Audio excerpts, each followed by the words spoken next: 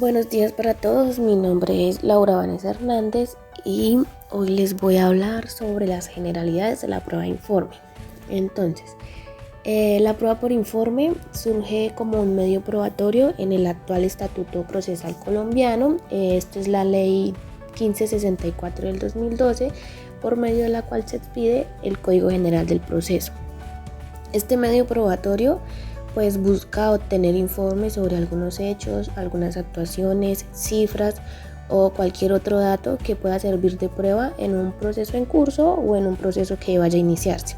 Esta prueba por informe se introdujo en el ordenamiento procesal como un medio probatorio autónomo que atendiera una de las grandes finalidades del Código General del Proceso, que es dotar de celeridad los procesos judiciales.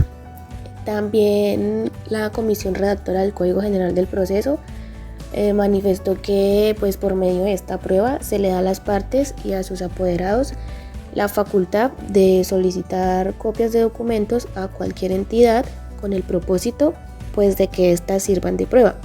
También se consideró que mediante los informes es posible conocer de manera eficiente y confiables aquellos hechos que las partes pues desean probar, sin tener la necesidad de decretar otros medios de prueba u otras actuaciones adicionales.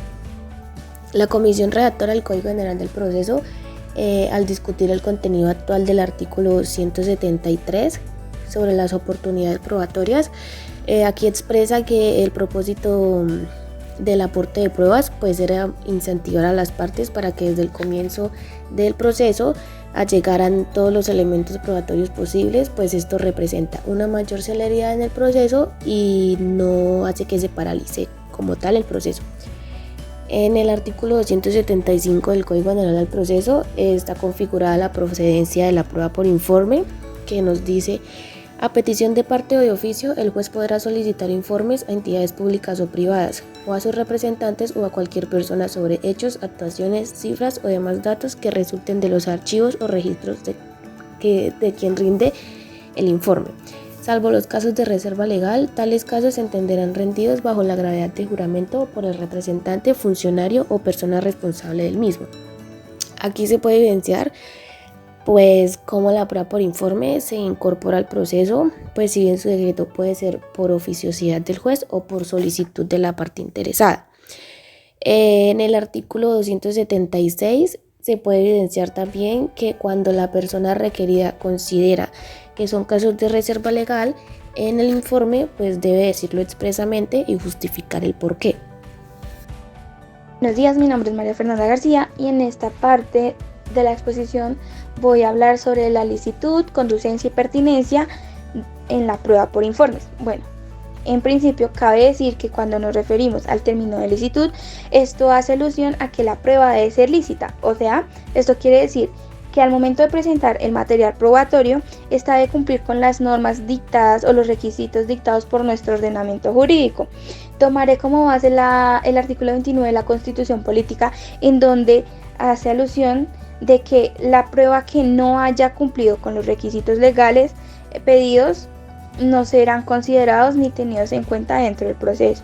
Además, la Corte Suprema de Justicia es demasiado enfática al determinar pues los elementos lícitos que necesita esa prueba, porque pues si la prueba es ilícita produciría una vulneración en el carácter formal del debido proceso y pues trae como consecuencia la vulneración de los derechos fundamentales. También la Corte Suprema el 7 de octubre del 2017 expresa que es necesario saber identificar la diferencia existente entre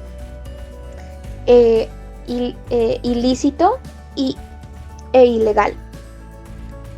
En segundo término, cuando hablamos de conducencia, esto pues hace alusión a la vía que se va a utilizar para que el informe tenga idoneidad legal. Pues esto quiere decir que la prueba sea capaz de reunir las condiciones suficientes y pues esta pueda desempeñar su papel en el proceso. Y pues cuando se dice que es conducente, pues es importante que exista una comparación entre el medio probatorio y la ley para saber si el hecho presentado anteriormente pues se puede mostrar en el proceso por medio de la prueba de informe. Además de eso, pues el medio probatorio por informe debe estar consagrado en la ley o este no puede estar prohibido por la ley, ya que si pues esto pasa, la prueba queda sin efectos en el proceso y pues no puede proceder. Más que todo, lo que busca la conducencia es dar fe de la información obtenida de la prueba. Por último, cuando hablamos de pertinencia, pues esto alude al momento exacto del cual se debe solicitar, aportar o decretar de oficio las pruebas por informe. Para entender pues mejor el término de prueba de oficio, pues investigando, se entiende que la prueba de oficio es una medida excepcional a la carga probatoria y que ésta puede ser decretada por un juez o un magistrado en cualquiera de las instancias. Entonces, sabiendo esto, la pertinencia debe establecer, de la relación directa del objeto del proceso, es decir, de las circunstancias fáticas más conocidas como hechos en el proceso, y que éstas sean ciertas dentro del litigio. Entonces, si uno de estos hechos es ajeno al proceso, se entiende que la prueba dada con relación al hecho, pues no puede ser tenida en cuenta ni decretada de forma real por el juez. También entonces pues el informe que se solicite debe tener, como dije antes, concordancia con los hechos que las partes pues pretendan probar. Para finalizar, es importante saber que para que la prueba por informe sea decretada, no basta solo con que pues sea lícito y sea conducente, sino que también se establezca la pertinencia para que la prueba pueda ser válida. Utilidad.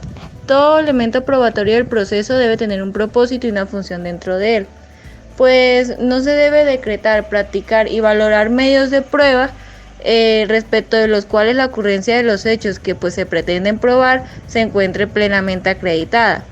Decretar medios de prueba superfluos, es decir, que tienden a acreditar hechos que ya están probados, implica un desgaste innecesario en torno al decreto, a la práctica y a la valoración de dicho medio de prueba, por lo que las partes deben abstenerse de aportar al proceso o solicitar que se incorpore una prueba dirigida a demostrar hechos o situaciones que pues ya están plenamente acreditados.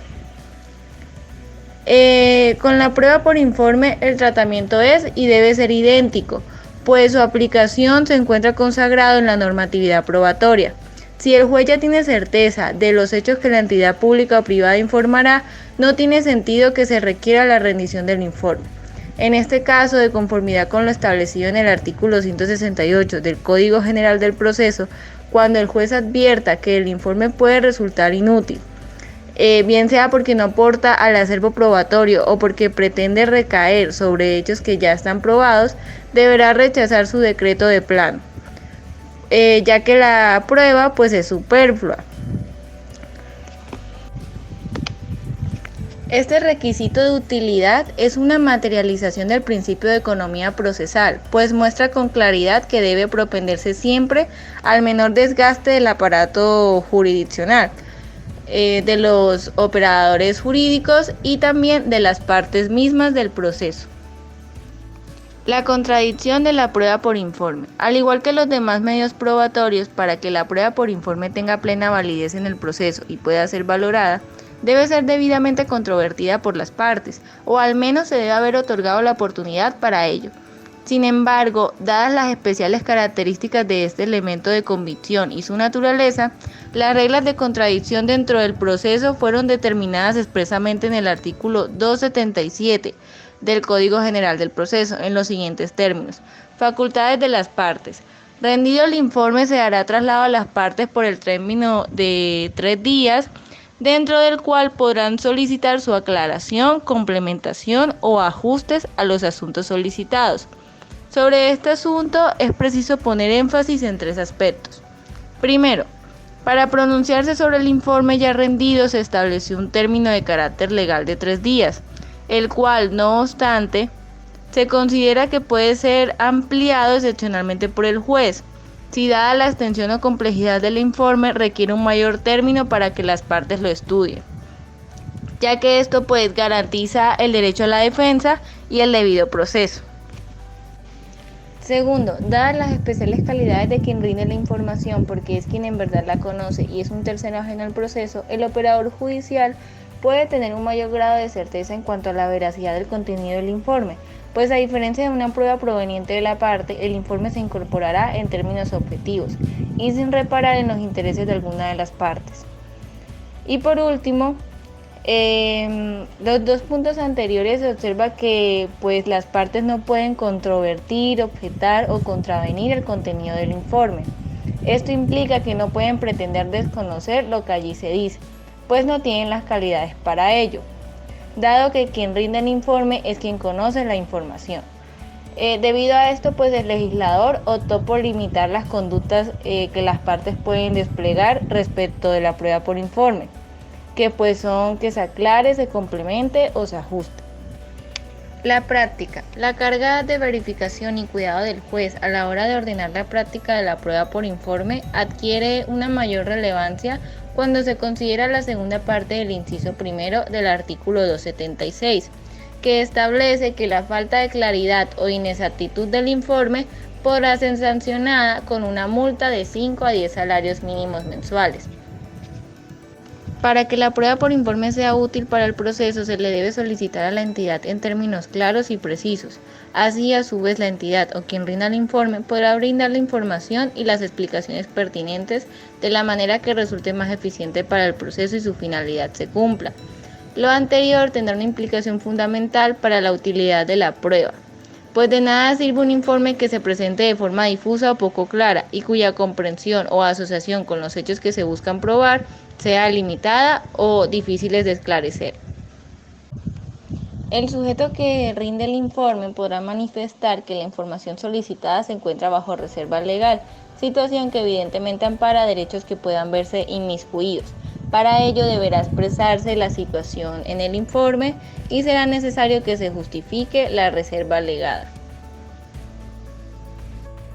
En el último paso probatorio es la valoración del informe.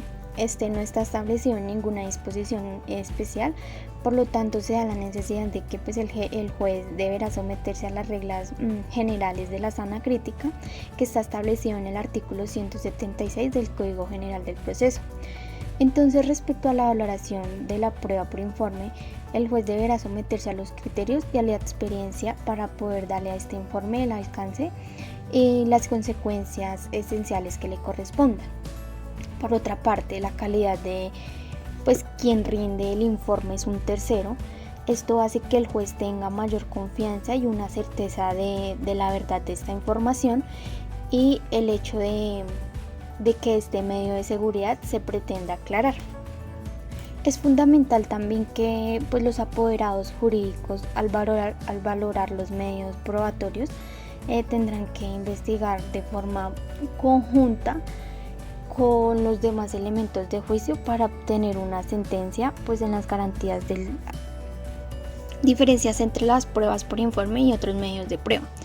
Bueno, como ya se indicó anteriormente, el informe fue consagrado como un medio de prueba autónomo por primera vez en el ordenamiento colombiano desde el 2012 con la promulgación de la ley 1564 y con anterioridad a esta incorporación legislativa, ya obviamente se venían resolviendo los procesos de información derivados diferentes entidades, ya sean públicas o privadas, que se servían como pruebas pues para los hechos que pretenden demostrar las partes.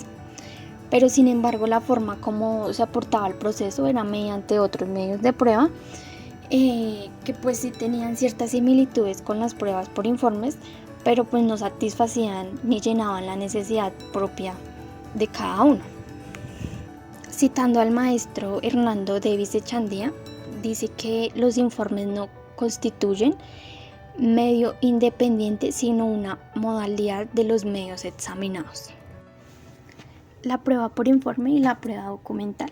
Las características especiales que tiene el informe que rinde a esa entidad pública o privada, su tratamiento como prueba documental no permite su adecuado manejo en el proceso, pudiendo esta alterar las consecuencias que la prueba puede tener en el resultado del proceso. Por ende, el informe se incorpora al proceso mediante un documento.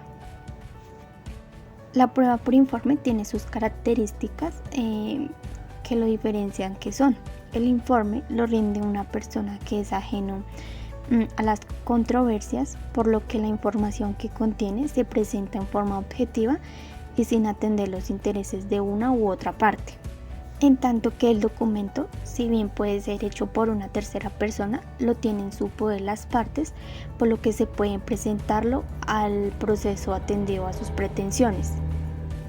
El documento también puede ser el vínculo mediante el cual se rinde el informe. No gasta su funcionalidad en este propósito, sino que sirve de medio para llevar al proceso muchas otras manifestaciones de terceros, de las partes de entidades públicas o privadas. También puede referirse a hechos pasados, presentes o proyecciones futuras. Por otra parte, el informe en el capítulo 5 del Código General del Proceso trata sobre datos o información objetiva y expresamente establecida en el artículo 275 sobre hechos, actuaciones, cifras o demás datos que resulten de los archivos o registros de quien rinde el informe. Buenos días, mi nombre es Joseph Villanueva. Dando continuidad a lo expuesto anteriormente, me ha correspondido el dictamen pericial y la prueba por informe. Partimos de este, entendiendo que el dictamen pericial es un medio probatorio en el cual se utiliza para verificar procesos y hechos que requieren especiales conocimientos, sean científicos, técnicos o artísticos. En este caso evidenciamos una similitud grande entre la prueba pericial y la prueba informe, pues la calidad de quien les presenta esta información en el proceso es el sujeto que se relata diferente de las partes, quien tiene un conocimiento especializado en la información que suministra. En este caso, sin embargo, al igual que con la prueba documental, las características que estos tienen hace que su tratamiento sea diferente, según lo expuesto también en el Código General del Proceso. Destacamos lo siguiente. Primero, si bien ambos medios probatorios son calificados para presentar información por la naturaleza de ellos, en el caso del dictamen pericial, quien realiza también proporciona una opinión respecto de la información que está presentando en el proceso. Y por otra parte, quien rinde un informe únicamente describe y relata el contenido del mismo, la forma de entenderlo de una manera objetiva, pero sin emitir ningún tipo de juicio o valor. Y la segunda parte, quien realiza el dictamen pericial lo hace con fundamento en la información que las mismas partes le han proporcionado, sea que éste se encuentre reposado en el proceso o no. Tanto así que el dictamen puede ser aportado por una o ambas partes, por lo cual necesariamente estará ligado a lo que las partes de buena fe le proporcionen al perito, siempre en desarrollo del principio de lealtad procesal. Y por otra parte, quien rinde un informe lo hace sustentado en información que él mismo, como calidad de tercero, tiene en su poder, dejando de lado cualquier consideración o intervención de las partes. Y tercero, desde el punto de vista tanto formal como procesal, la forma en cómo estos dos medios de prueba se practican y se controvierten es distinta, pues en caso del dictamen pericial, las partes pueden presentarlo de una forma independiente y siendo posible controvertir este peritaje con otro dictamen pericial o interrogando al mismo perito. Y en el caso de la prueba de informe, la contradicción tiene un procedimiento propio, pues la norma da la posibilidad de solicitar una corrección, una aclaración o una complementación, sin que sea posible que ataquemos el contenido mismo de este. Así, culminando, evidenciamos que estos dos medios de prueba tienen similitudes latentes. Si bien por conducto del dictamen pericial se incorporaban pruebas, informes provenientes de terceros al proceso, son más sus diferencias asociadas a sus características, lo que justifica esto en un tratamiento como medios de prueba distintos. Continuando, damos también una breve exposición diferencial entre la prueba por informe y los testigos. Hablando principalmente de que el informante se asemeja al testigo porque tanto el informe como el testimonio se refieren a hechos pasados, pero se diferencian en tres cosas. Primero, el informante puede ser una persona jurídica, mientras que el testigo debe ser necesariamente una persona física. Segundo punto, el informante, a diferencia del testigo, puede adquirir conocimiento de hechos que se traten en el momento mismo de expedir el informe. Y tercero, mientras el testigo declara sobre percepciones o deducciones de carácter propio personal, el informante debe atenerse a las constancias de la documentación que él posee.